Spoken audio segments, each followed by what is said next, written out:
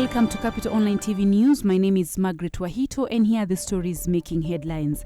President Uhuru Kenyatta was set to hold a press briefing on Tuesday morning to outline the government's agenda during US President Barrack Obama's visit, who is expected in the country on Friday. With just over 72 hours before Air Force One lands in Nairobi, even top security chiefs have been kept in the dark on the finer details of Obama's exact time in key engagement after they were given a rough sketch plan. The security chiefs have been holding marathon meetings at police headquarters to fine-tune their security plans to ensure nothing goes wrong during the historic visit. Officials at the U.S. Embassy in Nairobi say it is standard procedure to keep Obama's exact timings and other details of the visit secret until the last minute due to security reasons. With the two leaders expected to hold bilateral talks at State House, the Presidential Communication Unit has begun working on an elaborate branding strategy to market Kenya due to the global attention Obama attracts whenever he goes. His brand is said to be progressive that Portfolio magazine places his visit economy on tourism and swag at $2.5 billion. Already major five-star hotels are booked to capacity because Obama will be traveling with a team of more than 400 people on his tour, including a battery of 120 journalists, most of who travels with him on Air Force One, besides delegates attending the global conference.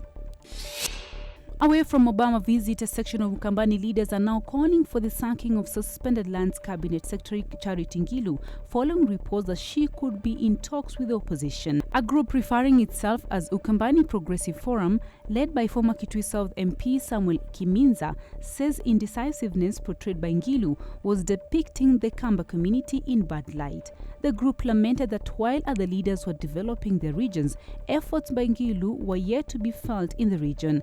Kiminza at the same time rubbished calls for the relocation of the NY's training camp from Yatta, saying it was empowering youth and keeping them away from crime.